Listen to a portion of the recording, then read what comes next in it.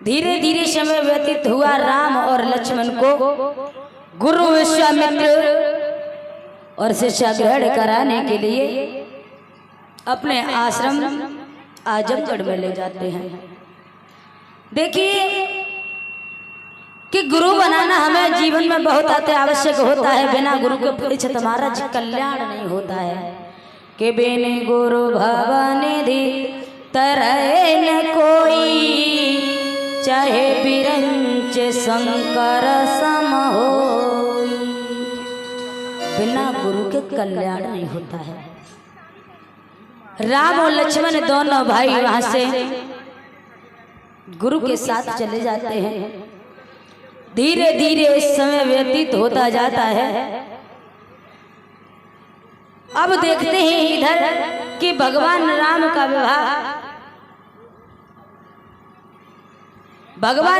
विवाह और किस प्रकार से देवी सीता के साथ में हुआ। बड़ी सुंदर कथा है। तो देखिए सीता जी जो थी जमीन से पैदा हुई थी, जो जमीन के अंदर सप्तऋषियों का खून घड़ा के अंदर और राजा रावण ने बंद कर दिया था। आइए थोड़ा वही प्रसंग लेकर के चलते हैं कि जब उस लंका में सप्तऋषि रहने लगे हैं और ये रावण भगवान का अनन्य भक्त था, भगवान शंकर का।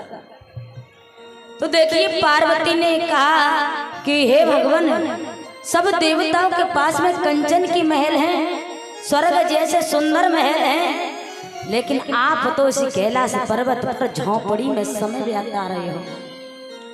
क्या आप महल नहीं बनवा सकते हो? क्या महलों में मैं नहीं रह सकती हूँ? भगवान शंकर कहने लगे देवी रह सकती हो, लेकिन हम इतना जानते हैं कि हम अगर महल बनवा लेंगे वो हमारे पास नहीं रहेगा, हम रह नहीं पाएंगे, उसमें रह नहीं पाएंगे। भगवान शंकर बड़े ही भोले हैं, भोले बाबा बड़े भोले हैं। और भगवान शंकर खतरनाक भी बहुत हैं, भोले और भाले। जो भाले होते हैं भोले भाले, भोले के लिए बहुत भाले, अपने भक्तों पर बहुत जल्दी भगवान दया करते हैं। तो उस राजा रावण ने भगवान शंकर की तपस्या की और वही सोने की लंका दान में मांग ली। भगवान ने दे दी, कोई बात नहीं, अगर मैं भक्त की इच्छा पूरी नहीं करूंगा तो प्राणी मेरी भक्ति क्यों करेगा। भगवान का ये कर्तव्य होता है कि भक्त की हर इच्छा को पूर्ण करना। अब उस लंका में देखिए कथा के ब्रह्मी और सप्तऋषि रहने लगे। तो राजा रावण ने कहा है ये लंका हमारी है और हमें ये लंका दो। सप्तऋषि कहने लगे इस लंका में हम रहते, ये लंका हमारी है। अब राजा रावण ने सप्तऋषियों को काटा और घड़ा में खून बंद कर दिया। घड़ा में खून बंद किया। उसी समय पर आकाशवाणी हुई, ओ राजा रावण, अगर तुम्हारा जिससे भी बैर हो, ये खून से भरा हुआ ये घड़ा है, उसकी सीमा में ले जा करके जमीन के अंदर गाड़ दो, तो वहां पर सब जीव जंतु बड़े व्याकुल हो जाएंगे और 12 वर्ष की सूखा पड़ जाएगी। आकाशवाणी हुई, राजा रावण ने आकाशवाणी को सुना और वही घड़ा को लेकर के राजा जनक की सीमा में यानी मिथिलापुरी की तरफ चला है। जनकपुरी का पहले नाम मिथिलापुरी था। उस जनकपुरी की तरफ राजा रावण चला। राजा रावण को एक समय महाराज जनक ने रणभूमि में हरा दिया था। महाराज जनक भी बहुत युद्ध करने वाले थे। तो राजा रावण ने देखा कि मुझे महाराज जनक ने हराया है और इसलिए मेरा उनसे बैर है। घड़ा ले जा करके जनकपुरी की सीमा में गाड़ दिया। अब तो यज्ञपति महाराज 12 वर्ष की सूखा पड़ गई। सब जीव जंतु प्यास की वजह से व्याकुल होने लगे हैं। जो बारिश होती है वही पानी जो पृथ्वी पर आता है भैया वो भी बारिश नहीं हो रही है। अब तो इतनी सूखा पड़ी कि कहीं जहां तक महाराज के राज्य की सीमा है एक जल भी बूंद दिखाई नहीं देता है, एक भी बूंद जल की। सब महाराज की सभा में आए, महाराज ये क्या हो रहा है, क्या हो रहा है? सभी कीड़े मकोड़े, सभी वृक्ष, सभी जीव जंतु सभी बड़े ही व्याकुल हैं, बड़े परेशान हैं। तो महाराज जनक की सभा में जब पहुंचे हैं तो सभी मिल करके भगवान से कहने लगे हैं, प्रभु ये हमें किस फल का दंड मिल रहा है, किस पाप का दंड मिल रहा है भगवान, हमें तो बड़े ही व्याकुल हैं। तो देखिए विद्वानों द्वारा ये बताया गया और आकाशवाणी के द्वारा ये बताया गया कि अगर जो पतिव्रता स्त्री हो वो अपने पति के साथ में हल चलाए तो बारिश अवश्य ही हो जाएगी। तो ये रानी सुनैना जो महाराज जनक की पत्नी थी वो पतिव्रता थी, तो उन्होंने अपने पति के साथ में हल चलाया और वही घड़ा जमीन के अंदर गड़ा हुआ था तो हल जाकर के उस घड़ा में टकरा गया। जैसे ही आवाज हुई महाराज जनक ने देखा पता नहीं इस घड़ा के अंदर क्या है, और घड़ा को जैसे ही निकाल के देखा उन्होंने समझा कि इसमें हीरे मोती जवाहरात होंगे, क्योंकि पहले का समय ये था महाराज जी कि हमारे बुजुर्गों के पास में बहुत सारा धनवाल था और हमारे ये भारत सोने की चिड़िया था, सोने की चिड़िया के नाम से जाना जाता था। तो ये समझा कि इसमें हो सकता है कोई सोना चांदी हो, निकाल के देखा वारे परमात्मा तेरी कैसी लीला कि उसमें तो एक बड़ी सुंदर कन्या निकली। महाराज जनक ने हल वही छोड़ा, बड़े खुश हुए कि आज भगवान ने हमें बेटी बड़ी किस्मत से दे दी, मेरे तो धन्य भाग्य हो गए जो बेटी मुझे मिली है, मैं धन्य हो गया, अब तो मैं संतान वाला हो गया। और जिसके घर में संतान नहीं होती है कितना बड़ा दुख होता है, उसके दिल से पूछो। महाराज जनक के घर आए, नारद बाबा के द्वारा बेटी का नाम संस्कार कराया, तो नारद जी ने बेटी का नाम सीता रख दिया, सीता।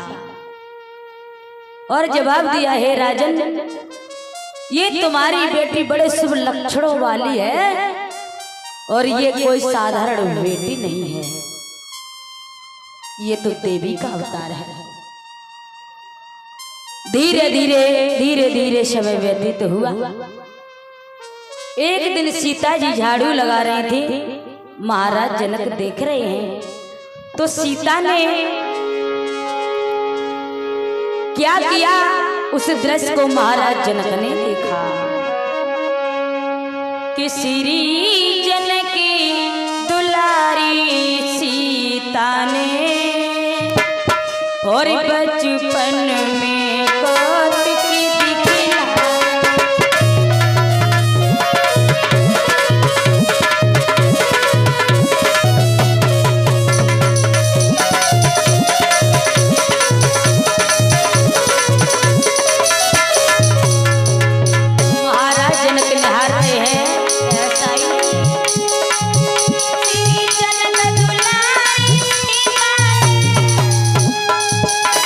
बचपन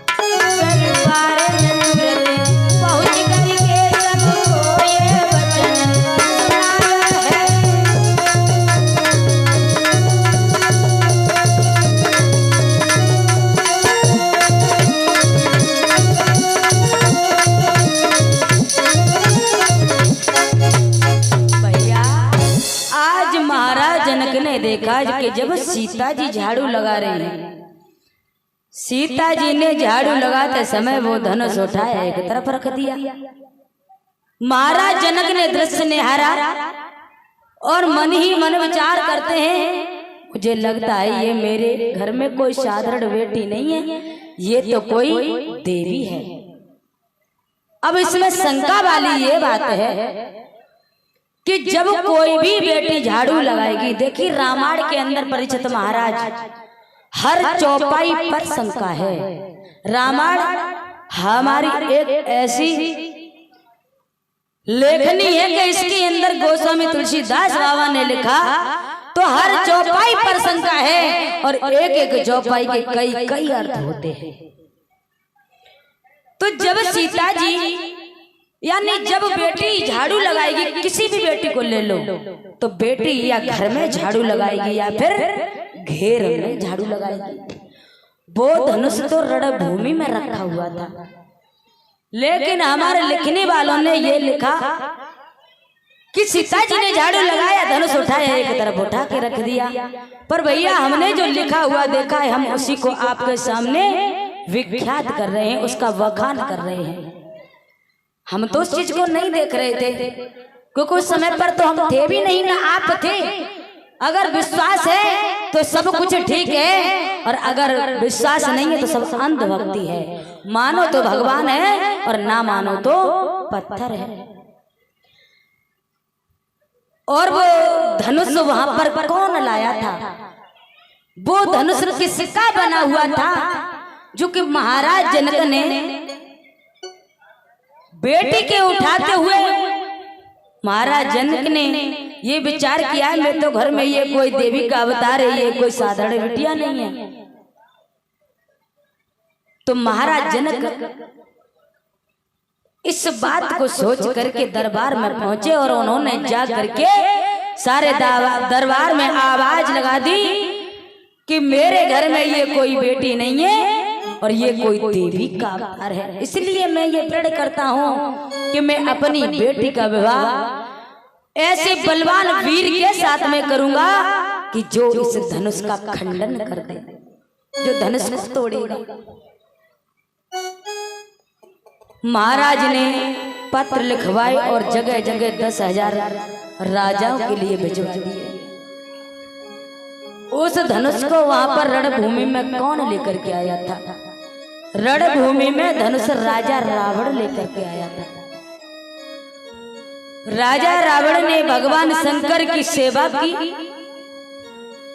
देखिए हम आपको बताते हुए चले कि देवताओं के पास में अस्त्र शस्त्र थे, तो देवताओं ने वो अस्त्र शस्त्र महात्मा दधीचि के पास में दे दिए और कहा लीजिए ऋषिवर, आप हमारे ये अस्त्र शस्त्र अपने पास रख लीजिए। महात्मा दधीचि ने उन अस्त्र शस्त्रों को, धनुष बाणों को रख लिया। रियावान जंगल है। महात्मा दधीचि ने देखा कि दिन पे दिन राक्षसों की संख्या बढ़ती जा रही है, तो महात्मा दधीचि ने देखा कि अगर राक्षस हमारी कुटिया में आए और हमसे धनुष बाण मांगेंगे और अगर हमने नहीं दिए तो हो सकता है कि ये हमें मार दें और देवताओं के धनुष बाण हमसे ले जाएं, देवताओं के हाथ खाली रह जाएंगे। महात्मा दधीचि ने उन धनुष बाणों को धोया। धोने के बाद में उस जल का पान कर लेते हैं, जल को पी जाते हैं। देवता महात्मा दधीचि के पास पहुंचे और कहने लगे हैं, हे ऋषिवर, आप हमें हमारे धनुष बाण दे दो।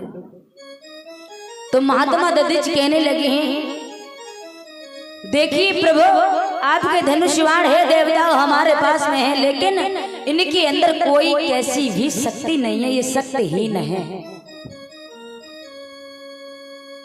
इनकी शक्तियां सब मेरी पिनाक की हड्डी में है, इसलिए एक काम करना, आप मेरी पिनाक की हड्डी का धनुष बना लेना।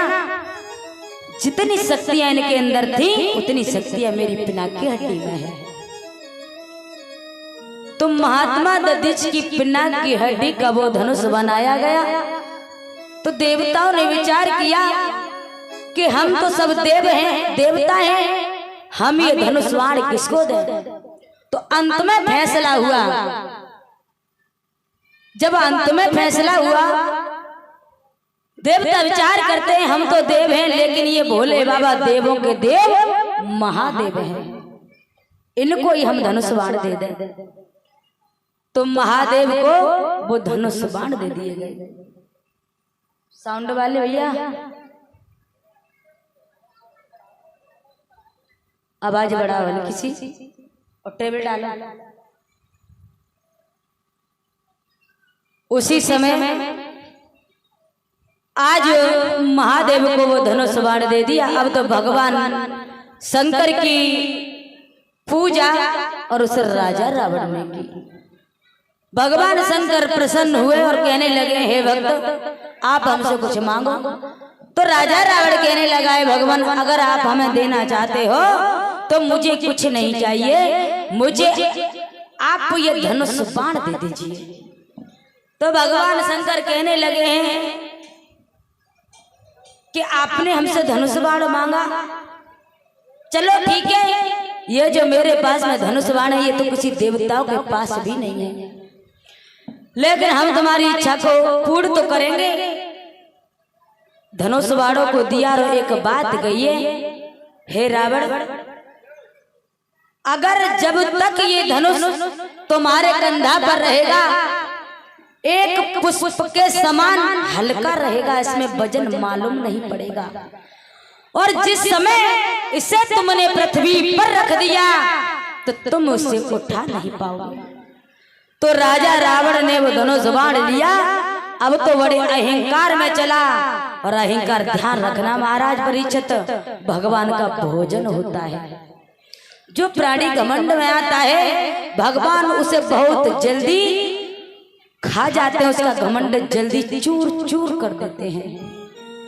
तो राजा रावण ने विचार किया कि मेरा बैर राजा जनक से है, और अब तो मेरे पास में धनुष बाण है, अब मैं महाराज जनक से युद्ध करूंगा रणभूमि में, और युद्ध के लिए ललकारूंगा।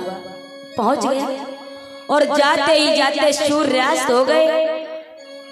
तो पहले का समय यह था कि जब तक सूर्य भगवान रहते थे तब तक एक दूसरे से दुश्मनी हुआ करती थी, लेकिन आज के जमाने में क्या होता है, दिन में प्राणी दुश्मनी इतनी नहीं निभाता जितनी रात में निभाता है। कब रात हो हमें कोई देख ना पाए, हम अपना बदला पूरा कर लें।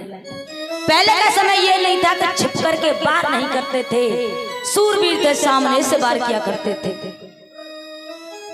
राजा रावण ने विचार किया कि अब तो शाम हो गई, और लाओ अब रात भर आराम करें, और सुबह होगा, सुबह उठते ही महाराज जनक को बुलाएंगे। राजा रावण ने वो धनुष उतारा और जमीन पर रख दिया, लेकिन ये बात याद नहीं रही कि भगवान शंकर ने हमसे क्या कहा था।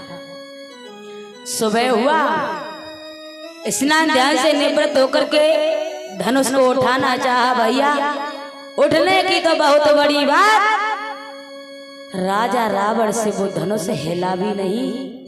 एकदम बात याद आई कि भगवान शंकर ने हमसे ये बात बताई थी कि हमसे ये धनुष बाण उठेगा नहीं, जमीन पर रखने के बाद छोड़ करके चला गया। वही दृश्य महाराज जनक ने निहारा कि मेरी बेटी सीता ने धनुष को उठाया है, राजा रावण ने इसको नहीं उठा पाया था, तो मेरी बेटी ये कोई देवी का अवतार है। तो उन्होंने यही प्रण किया कि मेरी बेटी ने जब धनुष उठाया है, मैं ये प्रण करता हूँ जो इस धनुष को तोड़ेगा उसके साथ में बेटी सीता का हम विवाह करेंगे। व्यास नंदन सुखदेव समझाने लगे, हे राजा परीक्षित, जगह जगह पत्र भिजवाए 10,000 राजाओं के लिए। तो सभी वक्त छोटा सा कीर्तन बोलेंगे मीठी मीठी तालियों के साथ में।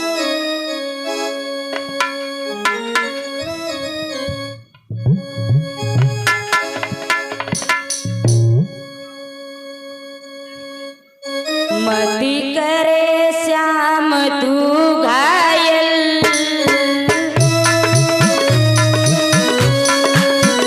मति करे श्याम तू घायल,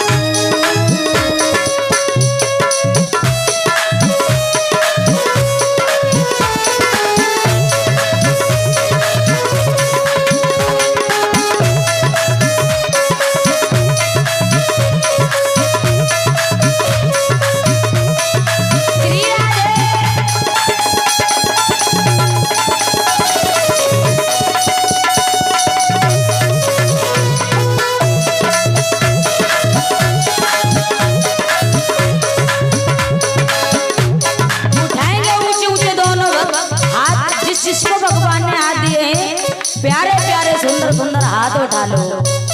देखिए जब तक कीर्तन में तालियां नहीं बजती हैं तो कीर्तन अधूरा होता है।